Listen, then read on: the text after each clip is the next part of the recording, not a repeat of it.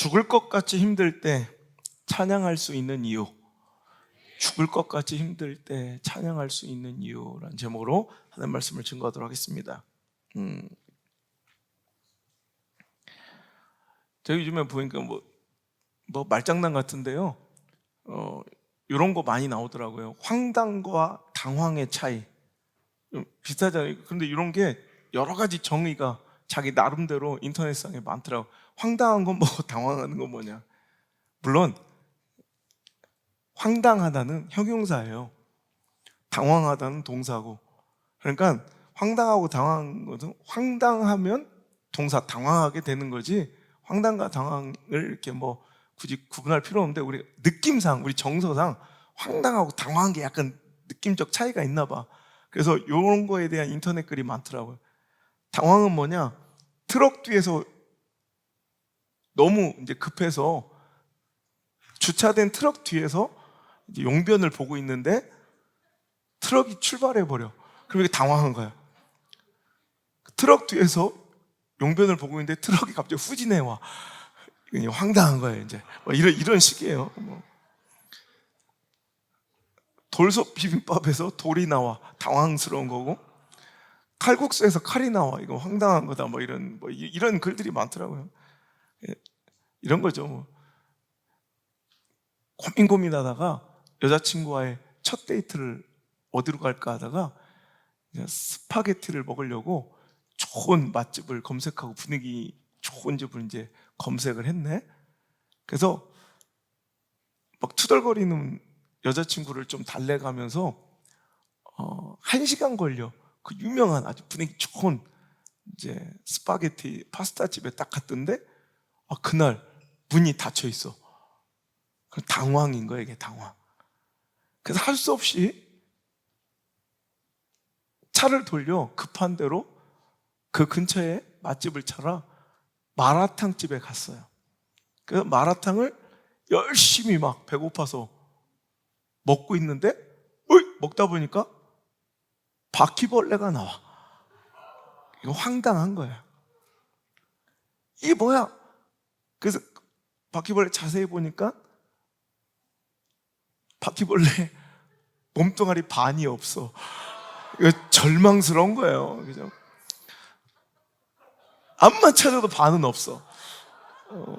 이런 절망이죠. 자, 우리 인생에 이렇게 당황스럽고 황당하고 절망적인 상황이야. 하나 더 해줄까? 똥을 누려고 애를 쓰는데 방구만 나오는데 그럼 당황하는 거래. 근데 방구를 꾸려고 힘을 줬는데 똥이 나온대. 이게 황당한 거래. 얼마 전에 제가 본 커뮤니티에 올라온 글이에요. 갑자기 그거 알아? 똥을 누려고 앉았는데 방구만 계속 나오면 당황스러운 거고, 방구를 꾸려고 힘을 줬는데 똥이 나오면 황당한 거야. 그런데 내가 지금 왜 갑자기 이런 얘기를 하냐면, 내가 지금 몹시 황당한 중이야. 회사에서 갈아입을 옷도 없는데 점점점 이렇게 돼 있더라고. 이게 그냥 너의 얘기로 글로 읽으면 당황, 황당 이럴 수 있지만, 이게 현실이 되고 내 얘기가 되면 이게 절망이더라 이거야. 여러분, 믿음이 뭔가 정의를 내리자면, 많은 사람들이 믿음은 나의 적극적인 행동이라고 생각하고 주도 면밀한 나의 행위라고 생각하는데, 실은 믿음은 적극적인 행동이라기보다는 나에게 주어진 상황에 끊임없이 반응하고 합당하게 대응하는 거, 이게 신앙이더라고요. 그러니까 내가 뭔가를 주도 면밀하게, 그죠? 면밀한 주도로 내 삶을 이끌어가는 게 신앙이 아니고요. 실은 제가 목회해 보니까 내가 뭔가 적극적으로 뭔가 일을 해나가고 면밀하게 주도해 가는 게 아니에요.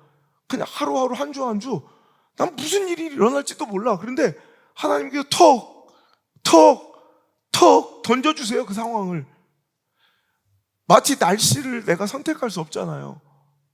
그죠? 오늘 주일날 비가 안 왔으면 좋겠는데 비가 오잖아요. 날씨를 내가 선택할 수 없는 것처럼 내 삶의 상황과 형편, 벌어질 일들은 내가 날씨처럼 선택할 수가 없다는 거예요. 하지만 여러분, 비가 오면 오늘 교회를 안 갈까? 외출 약속을 그냥 캔슬해 버릴까? 혹은 우산을 쓰고 나갈까? 이렇게 그 반응은 우리들의 선택이라는 거죠. 마치 날씨 같은 거예요.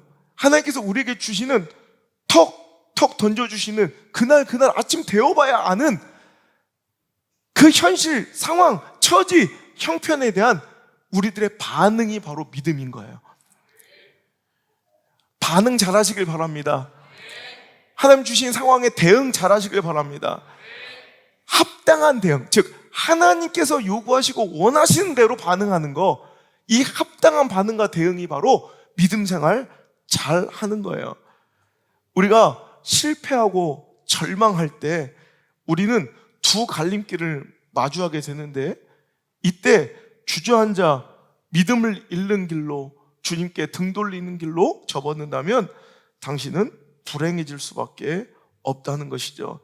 그러나 고난과 실패, 그 억울함과 상실, 이별과 절대 고독의 그 어두운 터널에서, 그 사망의 음침한 골짜기에서 우리가 다윗처럼 나는 아무리 사망의 음침한 골짜기 있을지라도 나는 부족함이 없노라, 주님이 나의 목자 되어 주시고 나를 끝끝내 좋은 곳으로 인도하여 주실 것이니, 오늘도 주님을 노래하고 찬양할 수 있다면, 오늘도 사도 바울처럼 그의 깊은 절망의 옥고에서도 오늘도 믿음으로 반응하며 주님께 찬양 올릴 수 있다면, 여러분, 그게 바로 믿음의 승리, 이미 성공한 삶인 줄 믿습니다. 다시 한번 말씀드려요. 믿음은 반응이에요. 믿음은 내가 어떤 삶을 막 결정하고 주도 면밀하게 이끌어가는 것이 아니라 그냥 주어진 환경, 주어진 오늘도 반응하는 것, 제대로 반응하는 것, 이게 믿음이다 이거예요. 그래서 오늘도 우리에게 주어진 절망과 슬픔과 상실과 이별과 고독과 아픔과 억울함과 누명과 섭섭함과 서운함, 여러분 많으시죠? 그때 반응 잘하는 게 믿음 생활이에요. 야고보서 1장 2절은 내 형제들아, 너희가 여러 가지 시험을 만나거든 온전히 기쁘게 여겨라 그래요. 하나님, 우리가 어떤 아픔과 어려움, 시험과 곤란, 환난을 만났을 때 어떻게 반응하길 원하신다고요? 기쁨으로 반응하길 원하신다는 거예요. 야고보서 5장 13절에 너희 중에 고난당한 자가 있느냐? 그는 기도할 것이요, 즐거워하는 자가 있느냐? 그는 찬송할 것이라. 반응 잘하라는 거예요. 주어진 환경과 상황에 오늘도 여러분 믿음 잃지 않고 아무리 고난당해도 주님을 신뢰하며 주님께 기도하고, 좋은 일, 내가 원하는 일 벌어지고 그 응답이 있을 때 그 영광을 가로채거나 도둑질하지 않고 하나님께 찬양, 즉 감사할 수 있는 것, 이 반응 잘하는 게 믿음 생활이에요. 데살로니가전서 5장 16절에서 18절, 항상 기뻐하고 쉬지 말고 기도하고 모든 일에 감사하라. 이거는 그리스도 예수 안에서 너희를 향하신 하나님의 뜻이니라. 반응하네, 반응. 어떤 상황, 처지, 형편 속에서도 우리는 하나님께 대한 신뢰와 믿음을 저버리지 않고 하나님 원하시고 하나님께서 바라시는 그 반응을 주님께 내어놓아야 하는데, 특별히 그 절망과 고독의 한복판에서 하나님, 우리가 끊임없이 주님을 찬양하길 원하고 감사하길 원하고 기도하는 모습을 보길 원하신다라는 거예요. 오늘도 여러분, 우리가 읽은 사도 바울의 이 억울한, 여러분 이 절망적인, 이 고독한, 여러분 이 답답한 현실을 보란 말이에요.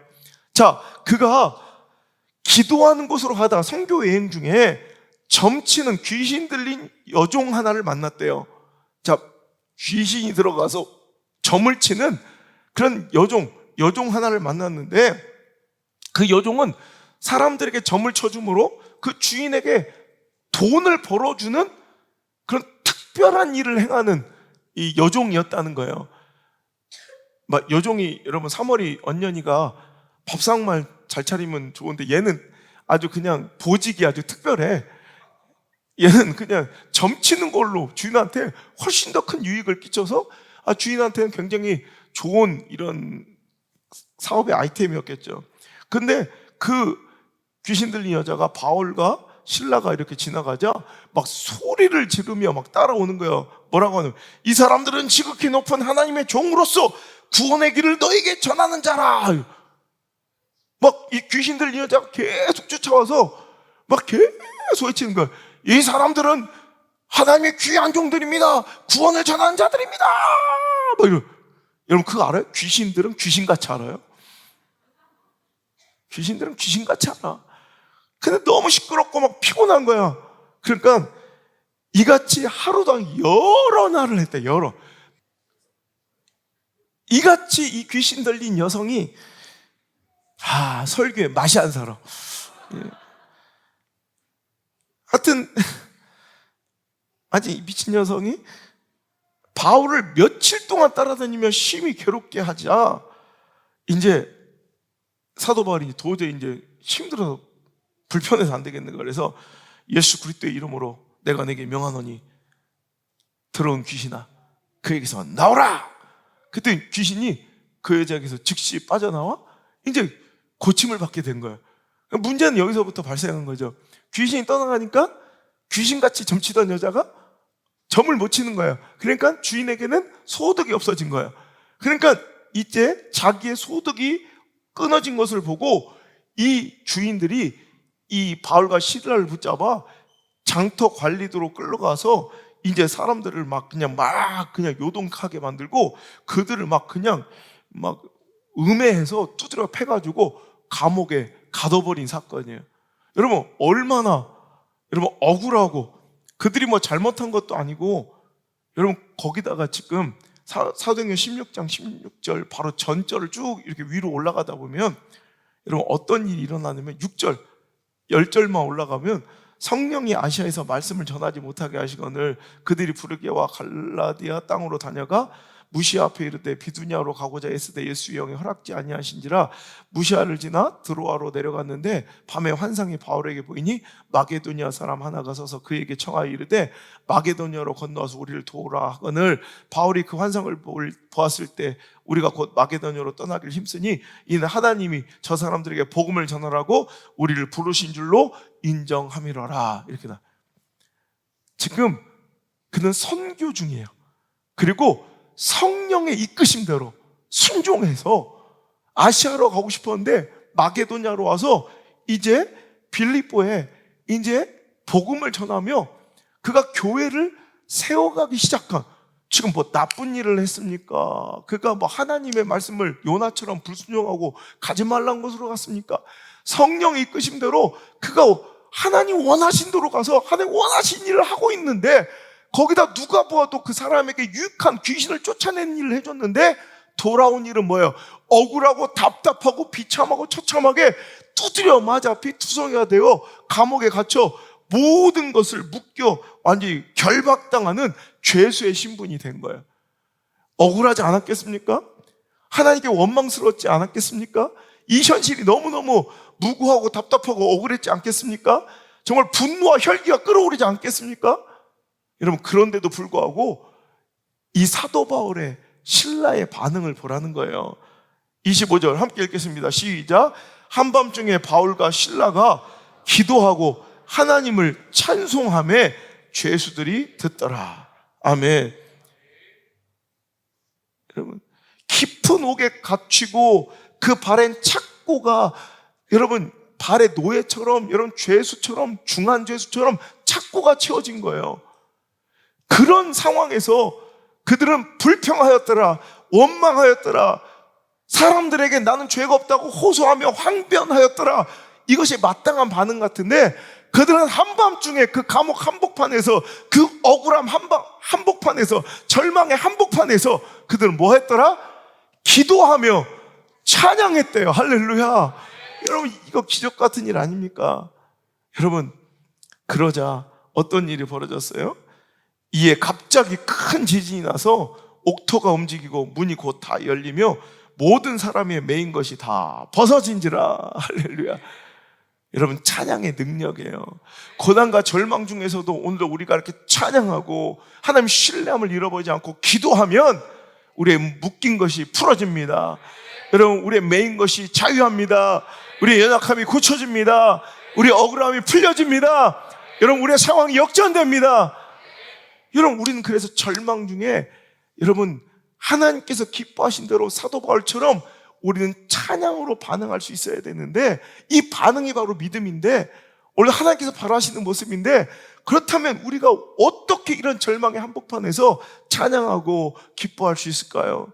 여러분, 우리가 너무나도 잘 알고 듣는 바와 같이 고난을 통해 하나님의 일하심, 고난 중에서도 일하시는 주님을 신뢰하기 때문에 우리는 이 고난 중에서도, 이 환난 중에서도, 이 사망의 음침한 골짜기 한복판에서도 여호와 하나님이 나의 목자 되시고 지금도 나를 위해 일하고 계심을 믿고, 나를 인도하고 계심을 믿고, 나를 이끌고 계심을 믿고, 손 놓아버리고 나를 잃어버리고 포기한 것이 아니라 오늘도 나를 위해 일하심을 믿기 때문에, 그 일하심의 선한 결과를 믿기 때문에, 합력하여 이루실 선을 믿기 때문에 우리는 신라처럼 바울처럼 오늘도 우리는 찬양할 수 있다는 거예요. 다시 한번 말씀드립니다. 믿음은 적극적인 행동이라기보다 주어진 상황에 대한 끊임없는 나의 반응이며 합당한 대응일진데, 그러기에 가장 중요한 것이 바로 우리의 영적인 해석 능력이에요. 합당한 반응과 그에 합당한 대응을 하려면 해석 능력이 있어야 돼요. 주어진 상황, 주어진 처지, 주어진 형편, 오늘도 맞닥뜨릴 문제와 시험, 이것들에 대한 여러분 해석 능력, 누구의 관점에서의? 세상 사람들과 인간의 관점이 아니라 누구의 시선? 하나님의 시선, 하나님의 기준, 하나님의 관점으로 해석할 수 있어야 돼요. 우리 이번에 수능 잘 보길 바랍니다. 수능 잘 보려면 출제자의 의도를 알아야 돼. 우리도 시험을 잘 통과하려면 이 시험을 허락하신 자의 출제의 의도를 알아야 돼요. 하나님의 의도를 알아야 돼요. 하나님의 관점으로 이 문제를 풀어야지 내 기준으로 풀면 여러분 꼭 오답을 적게 되더라는 거죠. 오늘도 여러분 믿음은 해석 능력이에요. 오늘도 우리에게 주어진 상황, 처지, 형편을 하나님의 관점으로, 우리 영적인 시각으로 해석해낼 수 있는 그 해석 능력이 바로 믿음이라면, 여러분 오늘도 그 해석 능력에 믿음이 있어야 올바른, 이래서 하나님께서 나에게 이런 시련과 고난을 주셨구나, 그러니 오늘도 합당한 반응과 대응을 내어놓을 수 있는 거죠. 요셉은 그 해석 능력이 탁월했던 자죠. 오늘도 형제들이 내 채색 옷을 찢고 나를 노예로 팔아 짐승처럼 나를 죽이려 했어, 이것만 집중해서 인간적 눈으로 보는 것이 아니라 하나님의 관점에서 하나님께서 우리 가족을 살리시려고 오늘도 나를 미리 애굽으로 보내 오늘도 이들을 살리시길 원하셨구나. 출제자의 의도, 이 절망처럼 보이는, 여러분 시험이 어려워야 시험이지 수능을 보는데 구구단 보고 기억 니은 쓰라고 하면 되겠어요? 사과를 영어로 뭐로 애플 이러면 에리도 풀지. 여러분 출제자 여러분에게 주시는 문제는 늘 어려워요. 어려워야 맞는 거예요 원래. 그죠? 어려워야 출제자예요. 그 어려운 시험들이 우리에게 닥칠 때 출제자의 의도를 알아야 돼. 출제자의 그 관점을 알아야 돼요. 오늘도 출제자의 의도대로 우리는 해석해내서 이 요셉처럼 오늘도 그에 합당하게 정답을 적는 것처럼 반응하는 게 정답이에요. 대응하는 게 정답이에요. 오늘도 여러분 답안지가 하나님이 그래 맞아 내가 그걸 원했어 라고 손뼉을 치며 기뻐하시는 그런 반응들로 여러분의 인생에 OMR 카드, 여러분 답안지가 가득 메워지기를 주 예수 그리스도의 이름으로 간절히 축복합니다. 여러분 고난은 하나님의 임재가 일어나는 시간이에요. 고난은 하나님이 개입하는 시간이에요. 하나님의 일하심을 내가 체험하고 누릴 수 있는 절호의 기회가 바로 고난의 시간이기에 우리는 고난 중에도 사도 바울처럼 노래하고 기뻐하며 찬양할 수 있다는 거죠. 고린도후서 12장 9절 10절에 사도 바울은 내 능력이 나의 약한 데서 온전해진다고 고백하면서 도리어 내가 크게 이 약한 것들을 기뻐하고 자랑하는 것은 그리스도의 능력이 오히려 내게 머물게 하려 함이라 라고 고백하고 있어요. 사도 바울은 오히려 약한 것들을 기뻐하고 자랑한대요. 왜? 그때 내가 가만히 보니 내가 약하고 내가 힘없고 내가 무너지고 내가 실패하고 내가 깨어져 널브러진 것 같은 그때 하나님의 능력이 나에게 임하시고 하나님의 뜻과 계획이 온전히 성취되더라라는 거예요.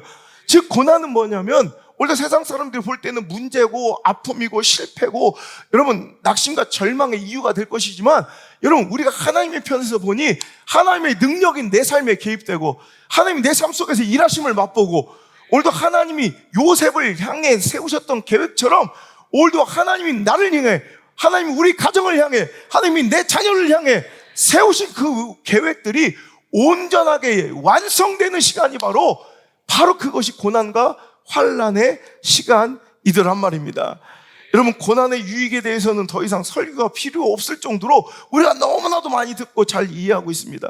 하지만 정작 자신의 일로 고난과 환난, 황당하고 당황스러운 억울함이 닥쳤을 때 우리는 요셉처럼 다윗처럼 사도 바울처럼 그렇게 잘 대응하고 반응할 수 있는가? 이게 문제인 거예요. 여러분 당황, 황당 너무 얘기일 때는 막 웃고 그냥 재밌는 거지만 이게 나의 이야기가 되면 절망이 되는 거예요. 오늘 여러분 고난은요 여러분 우리에게 절망과 황당함과 당함을 줘요. 그때 하나님은 우리에게 그래서 우리가 절망하고 낙심하고 포기하고 자살하고 끝내버리고 다 내려놓고 하나님 등 돌리고 세상으로 나가고 이런 걸 원하지 않고 그 고난 중에도 인내하며 기뻐하기를 원하시고 찬양하며 하나님께서 그 뜻과 계획을 이루실 때까지 기도하며 인내하길 원하신다는 거예요. 그런데 우리가 오늘 남의 얘기는 그냥 글로서 지식으로 들을 때는 잘 알아요. 고난 중에도 기도해야 되죠. 환난 중에도 찬양해야 되죠. 절망 속에도 포기하면 안 되죠. 우리가 지식으로는 잘 알아요. 그런데 뭐가 문제냐면 내 삶 속 이것이 나의 이야기가 됐을 때 내가 그렇게 반응하지 못한다는 거예요. 믿음은 전쟁이에요. 믿음은 영적 전쟁이에요. 여러분 믿음은 전쟁처럼 지식이 아니라 실전인 거예요. 결국 실전에서 그대로 실행되고 이겨야 의미와 가치가 있는 거지 그 나머지 것들은 다 무의미한 거예요. 전쟁에서 져버리면 모든 훈련을 내가 몇 시간을 했던 기술력이 얼마나 뛰어나든 상관없어요. 다 무의가치. 우리 믿음도 마찬가지예요. 전쟁이에요. 전쟁. 이겨야 의미 있고 이겨야 가치 있고 실전에서도 우리의 믿음과 이 예배와 말씀과 내가 들었던 그 모든 쌓였던 은혜들이 적용되고 실제에서 활용돼야 그게 진짜예요. 그게 의미 있고 가치 있는 거죠. 근데 여러분 훈련만 드립다만 이렇게 예배만 모여서 하는데 삶의 실전에서 맨날 패하고 있어. 맨날 마귀의 놀이길거리가 되고 있어. 이건 의미 없고 가치 없는 거예요. 여러분 영적 전쟁에서 승리할지어다. 영적 전쟁에서 승리할지어다. 여러분 계속 우리는 실전처럼 오늘도 나의 삶 현실에서 오늘도 하나님 기뻐하지 합당한 반응과 합당한 대응들을 계속 내어놓을 수 있어야 된다는 거예요.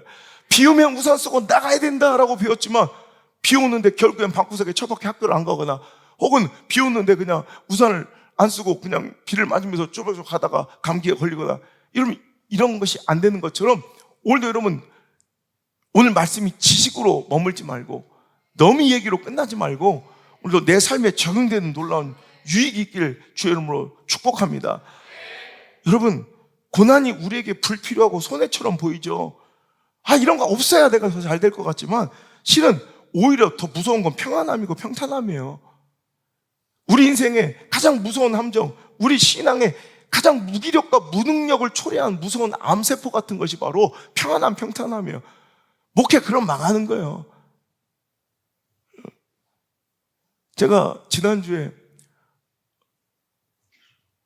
집회했던 우리 한소망교회 유영모 목사님은 제가 이렇게 외부 활동을 하기 전에 이 시골에 아무도 모르는 무명의 목회자일 때 만나는 이 교계 관계자들이 자꾸 저를 유영모 목사님 닮았다고. 근데 작년에 우리 한기총 총회장님 하셨고 통합초교 총회장님 하셨던 한국교회 거목인데 그 목사님도 아우성 목사 혹시 동생이냐고 이런 얘기를 들으셨대. 그래서 내가 진짜 처음으로 만난 건 이번 이제 지난주가 처음으로 만나 뵙게 됐는데 근데 그분의 이야기를 제가 집회 가면서 여러 번 들었어요. 정말 거장과 대가는 분명히 다른 게 있더라는 거예요.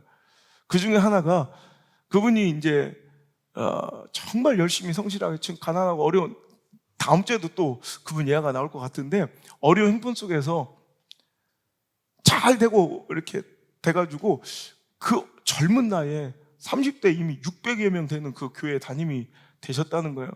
그래서 어느 날 자기 절친인 우리 영남 신학대 대학교 총장이신 우리 권 총장님을 찾아왔대요. 그랬더니 내가 큰일 났다. 그랬더니 무슨 문제야?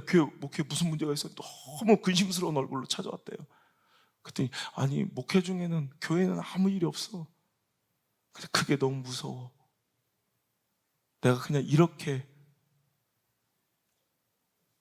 그냥 익숙해져 갈까봐 이 평안함이 너무 무서워. 가만히 있어도 이제 잘 돌아가니 이게 너무 무서워. 그래서 그 길로 그 귀한 자리 다 내려놓고 개척을 하셔서 지금 이 엄청난 한국 교계의 거목이 되신 거예요. 여러분 실은요, 고난이 우리에게 손해처럼 보이고 이런 고난이 회필 나한테 와서 재수없다고 생각하지만 고난이 와야 우리가 살아요. 고난이 와야 목회가 건강해지고 고난이 와야 우리 신앙, 우리 삶이 건강해질 때가 얼마나 많아요. 여러분 집안에 아픔이 있을 때 오히려 아이들이 철이 들고 오히려 강하게 야성 있게 성실하고 책임감 있게 성장하더란 말이에요. 잘 나가던 사업장, 평안하던 사업장이 부도가 나자 그 철부지였던 아이들이 오히려 아르바이트를 시작하고 쓰러진 아버지를 병간호하며 어머니를 위로하고 자신들이 열심히 공부해서 다시 집안을 일으키더라는 거예요. 오히려 그 집안에 그냥 평탄함과 평안함이 있었으면 오히려 그들은 철부지 아이들로 그냥 그렇게 무책임하게 불성실하게 살아가다가 오히려 그 인생이 망쳐질 수 있었지만 오히려 사업이 망하고 부도가 나서 아버지가 뇌졸중으로 쓰러지자 오히려 아이들이 철이 들더라는 거예요. 물론 그렇다고 여러분 나에게 막 일부 고난 주세요 막 이렇게 기도할 필요는 없어요. 안 해도 와요. 그런 기도는 뭐 억지로 안 해도, 그러니까 뭐 일부러 고난 달라고 할 필요는 없지만 하나님께서 저는 준비되었사오니 골프 칠 때마다 비가 오게 하소서 이러면 안 되잖아. 맑을 때 치면 좋지. 뭘 우비도 있고 내가 막 비 맞고 충분히 할 수 있는 뭐 체력도 길렀지만 그러다 맨날 비 오면 좋아요? 아니다. 그냥 주시면 오늘 날씨를 내가 선택할 수 없이 비 주시면 그냥 비 맞고서도 칠 수 있는, 비 맞고서 살 수 있는 이런 능력만 기르라는 거지. 맨날 비 오는 게 좋은 건 아니잖아.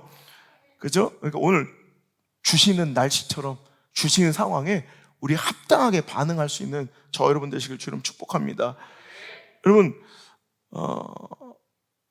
여성들이 너무 좋아하는 명품 뭐 샤넬 같은 경우에 이 코코 샤넬을 1883년 아주 가난한 남서부, 프랑스 남서부의 아주 시골집에 태어났죠.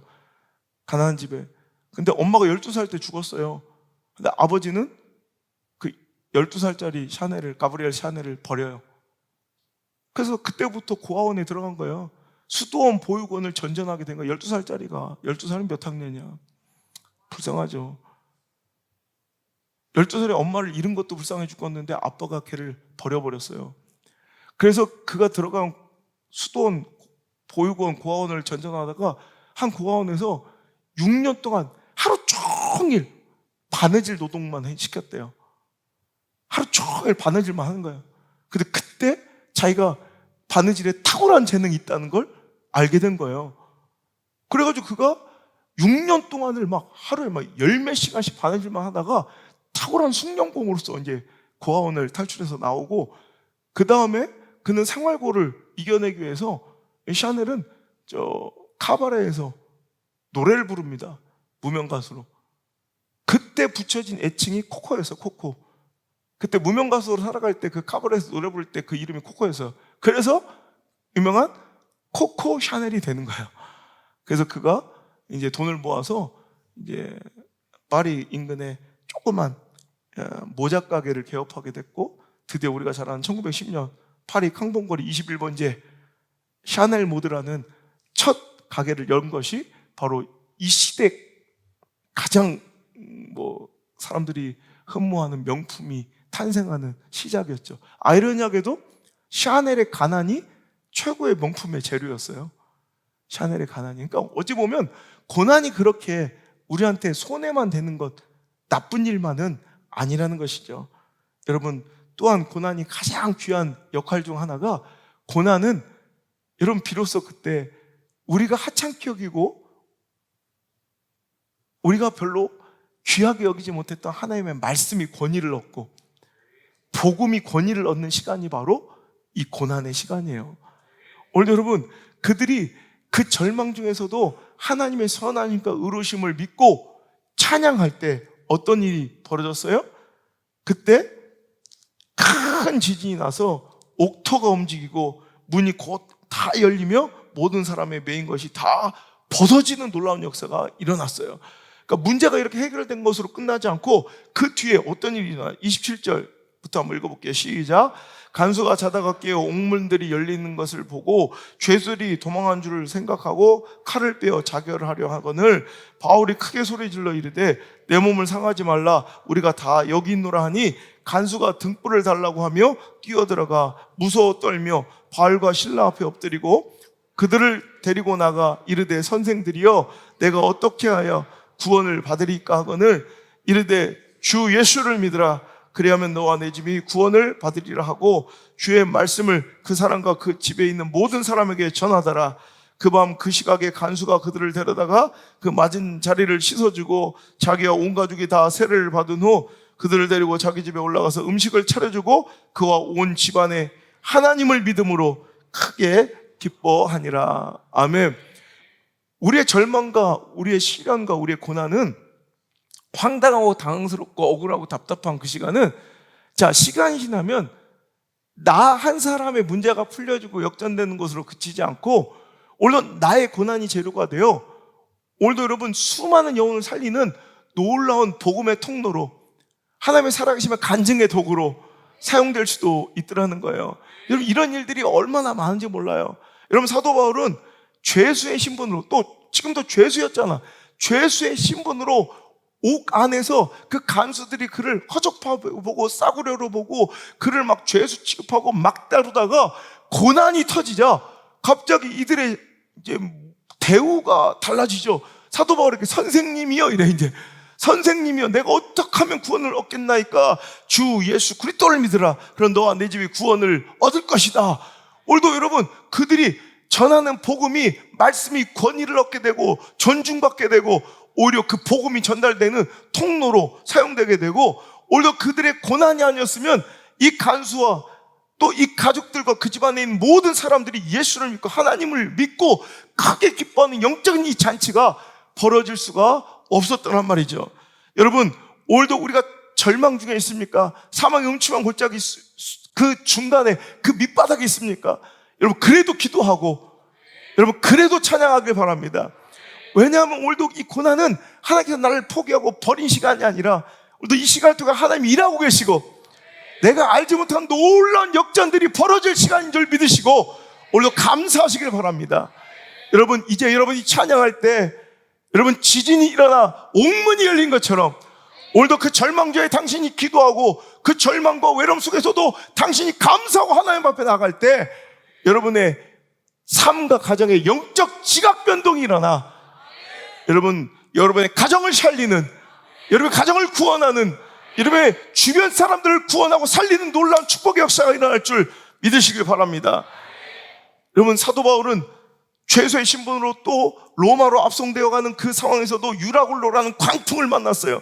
인생의 광풍, 그 절망이 그에게 찾아올 때 오히려 그는 죄수의 신분에서 벗어나 오히려 그 모든 공동체를 통솔하고 이끄는 리더의 입장이 되었고, 그가 복음을 전하고 로마에 오늘도 전 세계에 아버지 하나님의 그 크신 은혜를 전달하는 확성기를 얻듯 로마라는 확성기를 얻어 전 세계 복음을 전할 수 있는 여러분 그 통로와 기회를 얻게 된 것입니다.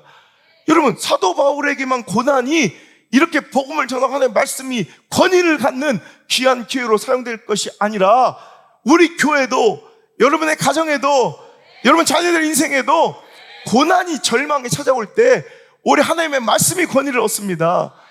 여러분, 철없이 살다가도 고난이 닥치면 보세요. 이제 가빈이도 지금 설교 듣고 있지만 네덜란드에서 힘들고 어려운 일을 그러면 하나님 찾게 됩니다. 하나님을 더 친밀하게 만나고 하나님의 역사와 그 개입을, 하나님의 시퍼렇게 살아계심을 여러분 만나고 체험한 그 시간이 바로 오늘 우리의, 당신의 고난의 시간인 줄 믿으시길 바랍니다. 그래서 고난은 어찌 보면 그를 영적으로 더 키워내고 더 멋있게 자라나게 하고 위대하게 만드는 가장 멋진 재료고 기회라는 거죠. 제가 지난주에 만났던 한 소년의 이야기를 여러분에게 해드리려고 그래요. 분명히 이 설교를 또 들을 친구인데, 한 친구가 저한테 사인을 받길 청하며 초등학교 한 4학년쯤 된 것 같아요. 포부를 떨어. 근데 사인을 하는데 그 엄마가 막 감격하며 막 눈물 흘리며 막 영광이라고, 너무 감사하다고, 꿈 같다고 막 계속 그러는 거예요. 왜 그런가 했더니 정세훈이라는 어린이인데, 여러분 이 이름을 꼭 기억해 주십시오. 앞으로 시대를 위대하게 빛낼, 그럼 시대 위대한 이름이 될 것이기 때문에, 위대한 주의 종이 될 것이기 때문에 여러분 꼭 기억해 주십시오. 이 어린아이가 제 설교를 듣고 은혜를 받고 저를 만나길 그렇게 청했대요. 저를 한번 만나기를 그렇게 원했다는 거예요. 근데 이 어린 친구가 이 반신마비가 왔었대요. 그 어린 꼬맹이가 반신마비가 왔으니 여러분 얼마나 놀랄 일이야. 그런 절망 속에 이 아이가 하나님께 기도하고 매달려 극적으로, 기적적으로 그 마비가 지금 풀려가고 이제 정상으로 돌아오고 있는 중인데요. 그 친구는 하나님 말씀이 너무 좋고 또 제 책을 그렇게 열심히 읽는데요. 그런데 문제는 그 아버지의 핍박이 너무 심한 거야. 그 아버지가 너무 그를 핍박해서 도저히 집에서는 성경을 필 수도 없고 제 신앙 서적을 읽을 수도 없대요. 그러니까 그 친구는 유일하게 내 책을 읽을 수 있는 시간이 아침 일찍 일어나서 꼭두 새벽에 이런 학교를 가는 거야. 학교에서만 내 책을 읽을 수 있고 신앙서적을 성경을 읽을 수 있게. 그는 다른 사람들, 그 아이들, 어린애들 초등학교 3, 4학년 얼마나 잠 많고 늦게 와요. 근데 걔는 일찍 일어나서 학교 가는 거야. 근데 일찍 일어나서 그 시간이 너무 기대되고 설레어서 그 시간 마음껏 신앙서 목사님 책을 읽을 수 있기 때문에 자는 아침에 가서 매일 책을 읽고 있대. 그리고 은혜를 받고 눈물 흘리면 이제 한 명 한 명 친구들이 도착하면 이놈 미친놈이라고 욕을 하고 조롱하고 친구들한테 놀림을 당한다는, 이 시대가 그렇지 않겠습니까? 신앙생활하고 예수를 믿으면 여러분 욕먹고 조롱당하지 않겠어요? 그런데도 여러분 아버지의 핍박, 친구들의 조롱, 그 냉대와 손가락질에도 그는 굴하지 않고 오히려 그런 것들이 그를 더 성장시키는 거예요. 그는 그 한 장 한 장, 한 절 한 절이 너무너무 귀한 거예요. 그러니 그가 그 저자를 만났을 때 얼마나 기쁘고 감격했을까요? 오늘 우리 자녀들 여러분 책을 읽으라고 사다 줘도 안 읽죠. 성경 읽으라고 애원해도 안 읽죠. 여러분 왜 그런지 알아요? 귀한 걸 몰라서 그래. 차라리 핍박이 오고 고난이 오고 제한이 되고 한계가 있고 조건이 붙어지면 오히려 더 열심히 한다고. 여러분 그 아이는 목사를 꿈꾸며 목사님 같은 목회자가 되길 원한다고 저랑 사진 찍는데 제가 너무 감격절. 제가 기도해서 하나님 나를 능가하는, 나 같은 것하고 비교도 안 되는 위대한 종으로 사용해 주시옵소서.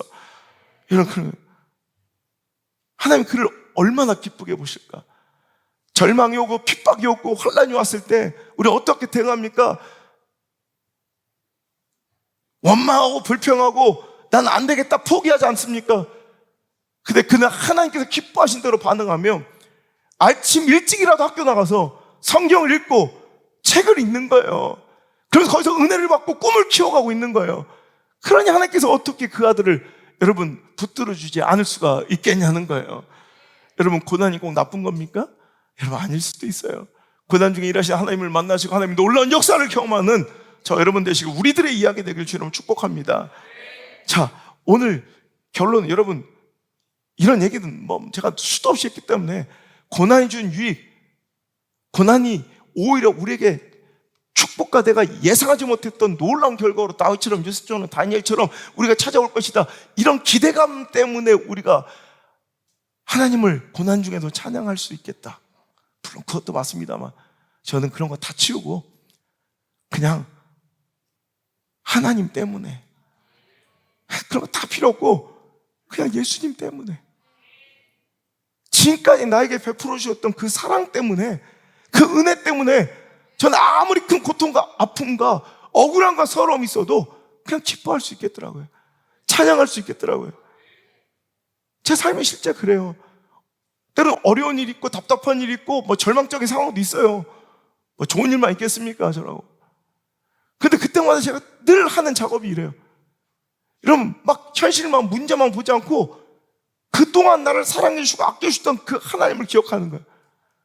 죽을 수밖에 없었던 그 위기의 현장들, 날 아무리 사랑하는 인간들도 다 포기할 수밖에 없었던 그 쓰레기 같은 시절에서도 나를 끝끝내 포기하지 않고 버리지 않아서 피할 길을 내시며 나를 여기까지 인도하신 그 하나님의 사랑이 너무 귀한 거예요. 제가 여러분에게 다 말씀드릴 수도 없을 만큼 정말 너무너무 위태로웠고 쓰레기 같았고,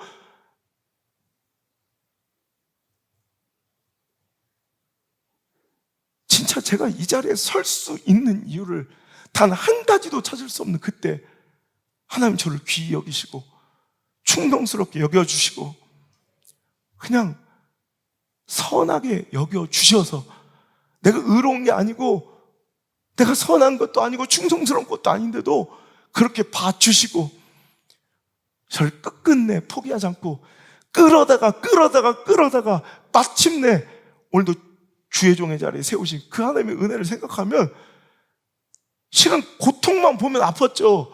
절망만 보면 아프죠. 시험만 보면 아프죠. 오늘 닥친 현실과 문제만 보면 아프죠. 근데 그때도 그것만 딱 생각하는 순간 모든 문제가 다 풀려버려요. 그냥 찬양이 나오는 거예요. 감사가 나오는 거예요. 그 찬양과 감사 때문에 오히려 하나님께서는 더 복을 주시는 거예요. 우리 여러분 이거 잊지 않길 바랍니다. 앞으로 되어질 어떤 일을 기대하고 설레어서가 아니라 그냥 지금까지 부어주신 은혜만으로도, 나를 사랑하신 그 주님 때문만이라도, 예수 그리스도의 그 보혈의 십자가의 은혜만으로도 어떤 시련이 와도, 어떤 고난이 왔어도, 어떤 아픔이 있고 어떤 억울함이 답답함이 당신에게 있는지 모르겠지만 그래도 기뻐할 수 있습니다. 우리는 충분히 당연히 그래야 하는 사람들이라는 거예요. 여러분, 우리가 다시 찬양하며 일어설 수 있는 이유는 더 잘 될 거라는 기대감과 소망, 뭐 이것도 있겠지만 단지 그냥 예수님 때문입니다. 예수님이 나를 이렇게 사랑하셨는데, 하나님이 나의 아버지신데, 이거 하나만으로 난 포기할 수 없는 충분한 이유가 되고 노래할 수 있는 충분한 이유가 된다는 것입니다. 실패와 좌절과 절망을 이길 수 있는 힘이며 충분한 이유가 바로 나를 사랑하시는 그 예수님 때문입니다. 우린 그것만으로도 넉넉히 오늘을 이길 수 있습니다. 누가 우리를 그리스도의 사랑에서 끊으리요? 환난이냐? 공고나 박해나 기근이나 적신이나 위험이나 칼이랴. 기록된 바 우리가 종일 주를 위하여 죽음을 당하게 되며 도살당할 양같이 영임을 받았나이다 함과 같으니라. 그러나 이 모든 일에 우리를 사랑하신 이로 말미암아 우리가 넉넉히 이기느니라.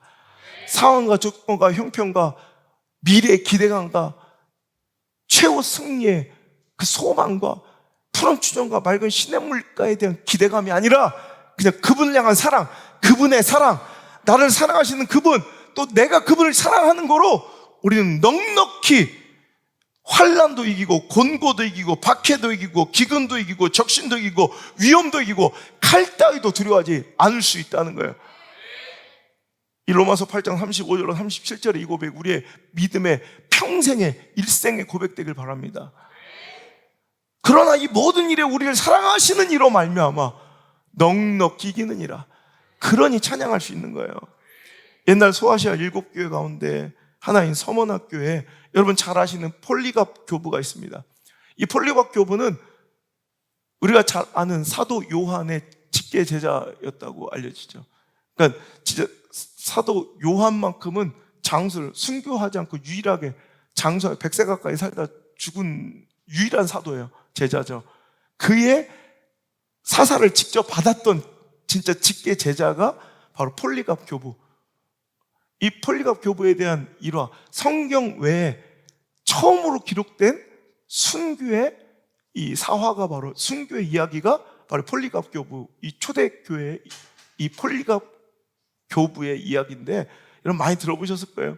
로마가 이제 그리스도인들을 이유 없이 핍박하며 그들을 막 다 죽여버리려고 그들을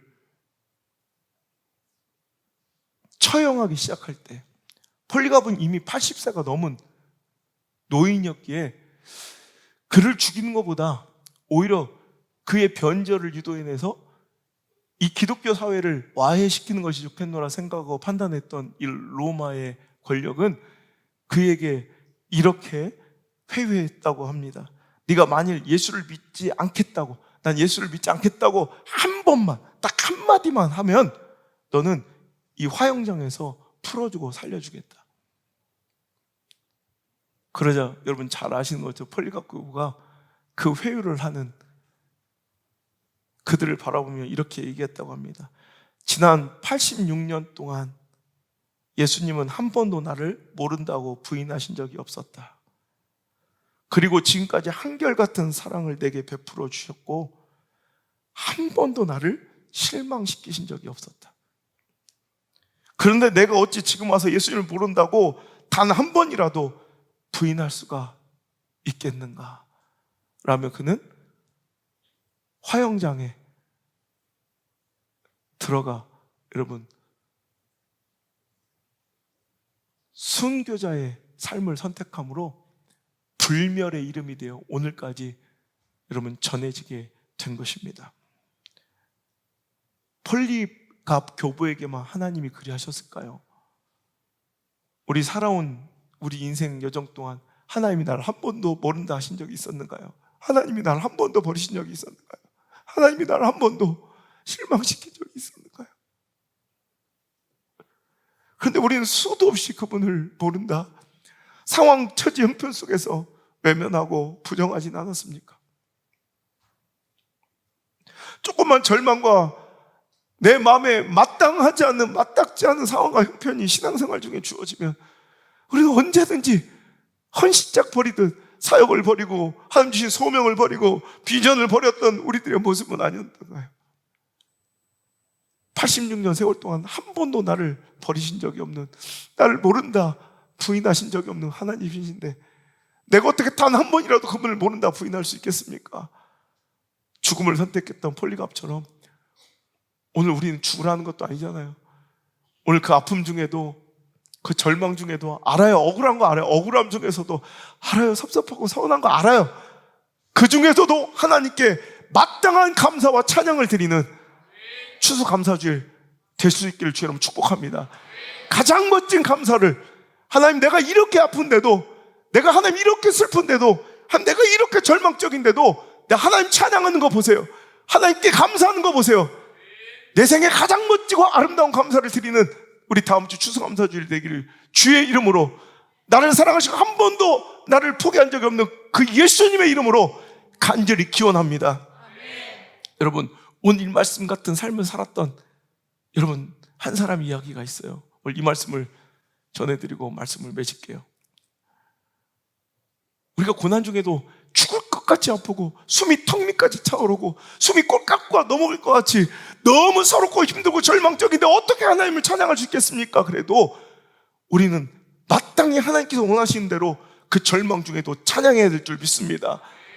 오늘도 하나님의 의도대로 하나님 고난 중에서도 역사하시고 일하고 계시고 개입하고 계시고 오늘도 그때 우리의 모든 것을 그 고난을 통해 더 축복하여 주시고 약한 데서 오늘도 강함을 이뤄내실 것이며 오늘도 하나님이 내 삶에 개입하시고 오늘도 하나님의 뜻과 계획을 이루시는 놀라운 이런 완성과 그 온전함이 그 고난 통해서 이룰 줄 믿습니다.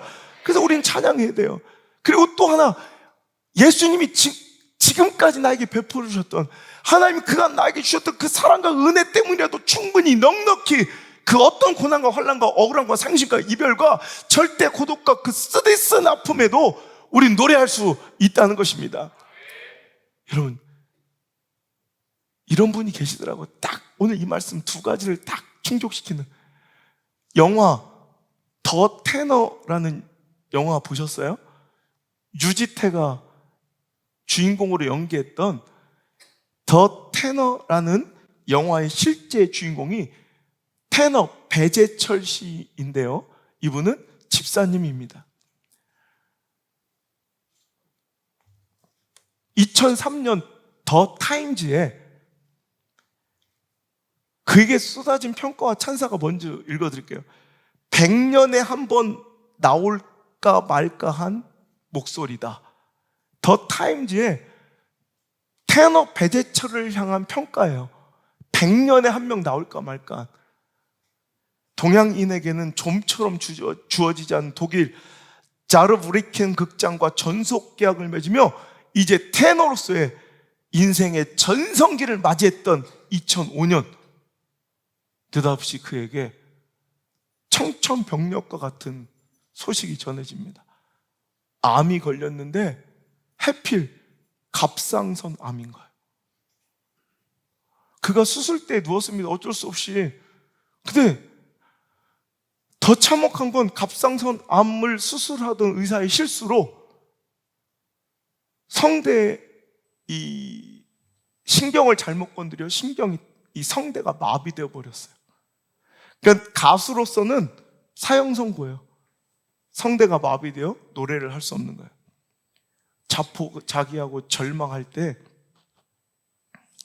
그때 하나님은 그를 성대 재생의 최고 권위자로 알려져 있는 일본의 한 의사에게 그를 붙이셨고, 수술 중에 그때 처음으로 그가 이제 센세이션을 일으키며 시도했던 수술법이 뭐냐면, 전신 마취를 시키지 않고 이렇게 국소 마취를 시킨 다음에 수술 진행 과정에 그 노래를 부르게 하는 거야. 그냥 노래를 계속 부르면서 거기에 맞춰 아까 피아노 조율을 하듯 성대를 고쳐가는. 자, 내가 수술을 할 테니, 저도 일본에서 그렇게 수술했어요. 이렇게 여기 커튼을 치고 이 밑에서는 내 배를 다 열고 있는데 저는 정신이 있는 거예요. 노래를 부르라고 하더래요. 노래를 불러야 이제 거기에 맞춰 성대를 조절하니까. 그때 그가 불렀던 노래가 수술대에서 갑자기 생각나는 노래가 이거든. 주 하나님 지으신 모든 세계. 그 찬양을 불러가는데 눈물은 하염없이 흘렀고요. 그때 그는 하나님을 다시 만나고 회복한 거예요. 잘 나가는 전성기, 사람들의 환호 박수 소리에 그는 미쳐버려서 하나님을 잃고 하나님 떠나 방황하며 교만하게 살다가 오히려 그 수술 때 납작 엎드려 처음 부른 노래가 주 하나님 지으신 모든 세상. 여러분, 최선을 다해 수술했지만 결과는 두 성대의 울림의 떨림으로, 양쪽 두 성대가 있는데 성대의 떨림으로 음을 내야 되는데 안타깝게도 한쪽 성대는 회복하지 못한 채 마비가 되고 왼쪽 성대 하나로만 떨림으로 소리를 내야 되는, 그러니까 반쪽짜리 가수가 된 거예요. 그래도 그는 이전에 사람들이 칭송했던 천상의 목소리는 나올 수 없지만 그는 처음으로 그가 회복되어 반쪽 성대로 노래를 부른 것이 일본 선교의 가장 큰 행사인 러브 소나타 재팬 일본 선교대회에서 5,000명, 6,000명 앞에서 그가 찬양을 하면서 뭐라고 얘기했냐면, 제 목소리가 아니라 이제 하나님만 들으세요. 그러면서 반쪽짜리 성대로 하나님을 찬양하기 시작합니다. 비록 100년에 한 번 나올까 말까 한 위대한 목소리, 그 천상의 목소리는 아니었어도 그는 그 반쪽짜리 떨리는 목소리에 하늘의 이야기, 복음을 담아 하나님을 전하는 하늘 목소리가 된 거예요.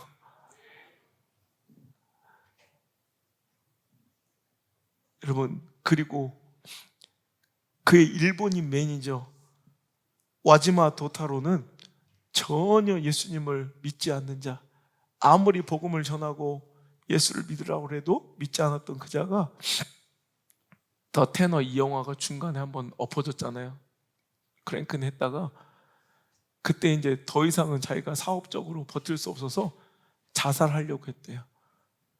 그때 러브 소나타 그때 받았던 하영주 목사님 책과 성경책을 서재에서 자기 사무실에서 발견하고 그걸 읽다가 은혜를 받아 크리스찬이 되고 온 가족이 세례를 받고 구원을 받았어요.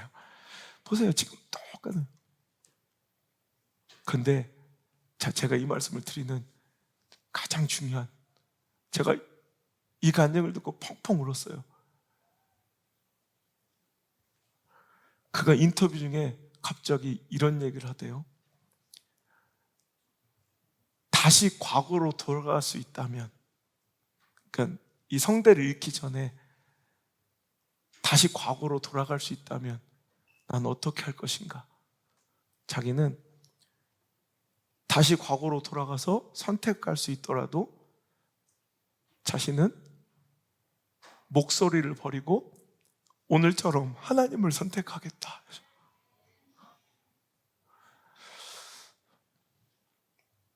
자기는 지금이 더 행복하고 지금이 더 감사하다는 거예요. 우리 같으면 과거로 돌아가 선택할 수만 있게 되면 내 목소리를 다시 회복하고 싶을 텐데, 그는 기꺼이 자기 목소리를 버리고 하나님을 택하겠노라. 여러분, 이거예요. 믿음은 바로 이런 거. 그냥 내가 뭘 막 결정해가고, 그러니까 주도해가는 사람들은 믿음 생활을 못해요. 자꾸 내가 뭔가를 막 자꾸 결정해가고 내가 선택하고 이거 했다 저거 했다 이러면, 믿음은 주어진 환경에 대한 반응이에요.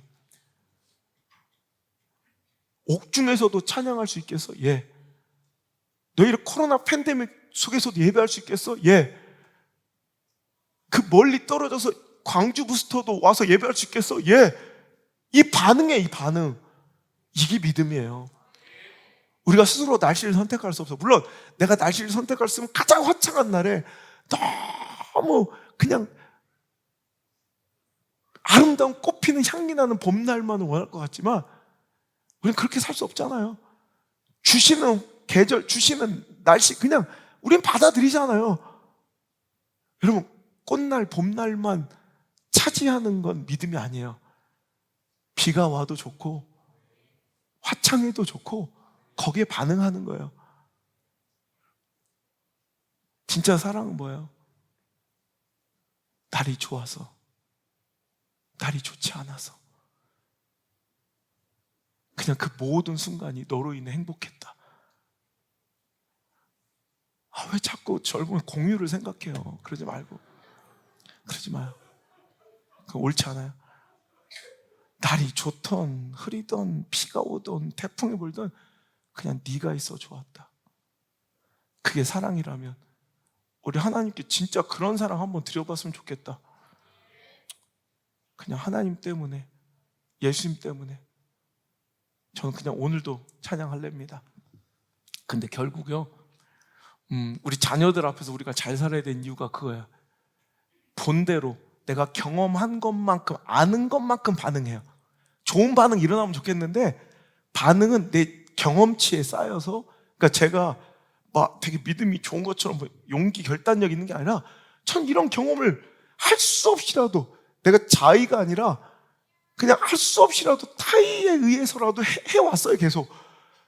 여러분들은 그냥 선택할 수 있잖아요. 그냥 아니면 막 나가버리고 막 그냥 뭐 편하잖아요, 신앙생활. 근데 저는 타의로 그냥 어쩔 수 없이라도 그런 경험을 계속 해야 됐어요. 그러니까 그 경험치가 쌓이니까 이제 마땅히 그 어떤 곳에서도 이렇게 이런 반응을 내어놓을 수 있는 거예요. 그러니까 경험치가 중요한 거예요. 오늘 좋은 경험 쌓아가세요. 그게 훈련이고, 믿음의 성숙은 뭐냐면 여기서 오늘 좋은 선택과 반응으로 하나님 역사하시는 그 멋진 경험을 하나 쌓아가면 그 다음 반응이 더 쉬워져요.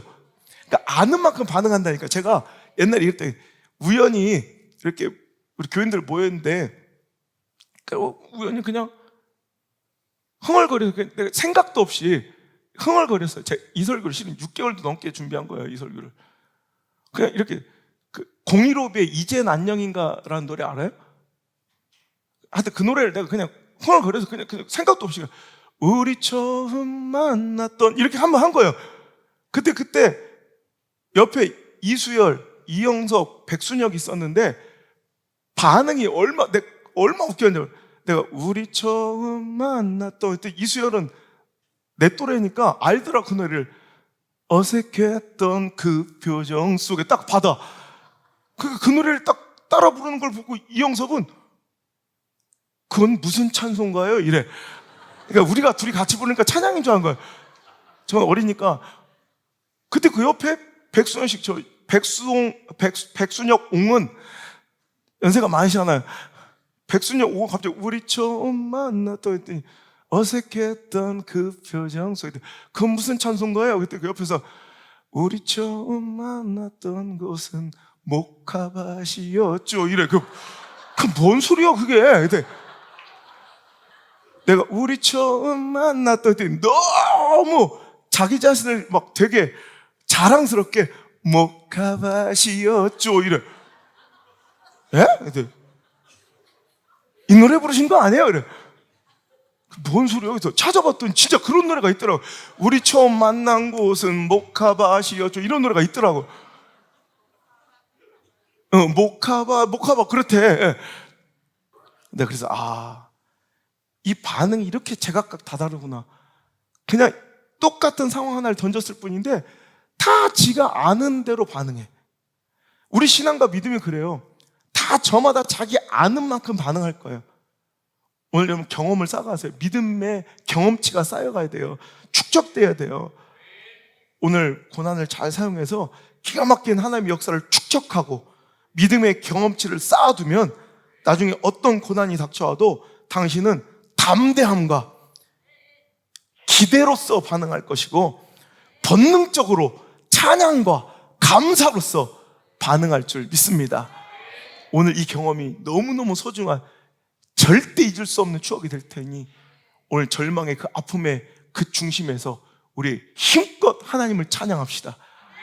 우리 추수감사제 1년 동안 지켜주신 하나님의 은혜에 가장 멋지게 감사하는 그 절망의 한복판에서도 서러움의 한복판에서도 절대 고독의 한복판에서도 억울함의 한복판에서도 사망의 음침한 골짜기 한복판에서도 우리 다음 주에 가장 멋지게 하나님께 감사하고 찬양하는 멋진 공동체 예배자들 될지어다. 죽을 것 같이 힘들고 숨이 턱 밑까지 차오르고 억울하고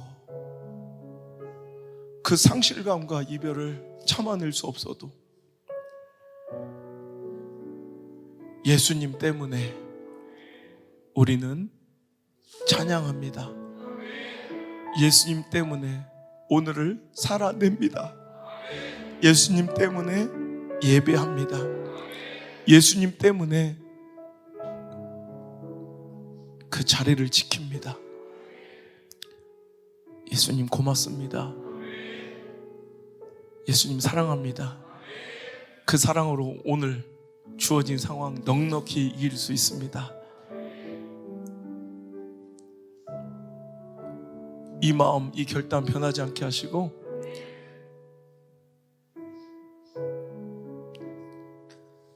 이제 곧 다가오는 새해에는 더 멋지게 신앙으로 비상하고 날아오르며 주님과 더 가까워지는 그것을 성공이라 진짜 축복이라 믿는 아름다운 예배자 승리하는 믿음의 사람으로 굳건히 빚어지며 성화될 수 있도록 좀 인도해 주세요. 우리 사랑하는 자녀들 예수님 때문에 열심내고 예수님 때문에 승리하고 예수님 때문에 경건하고 예수님 때문에 거룩하고 예수님 때문에 그 어떤 험난한 시대적 핍박과 조롱에도 민호 흔들리지 않고 배신하지 않고 이 어려운 시대에 반드시 주님 손 꼭 붙드는 믿음의 용사들로 살아내게 도와주옵소서. 이제는 나의 소망 되시는 예수 그리스도의 은혜와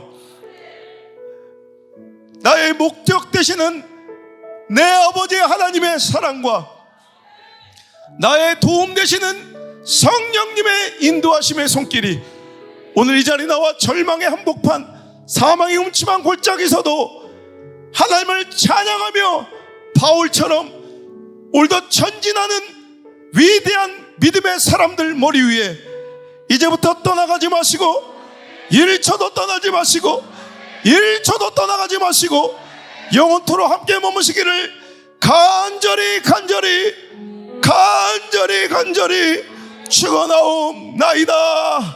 아멘.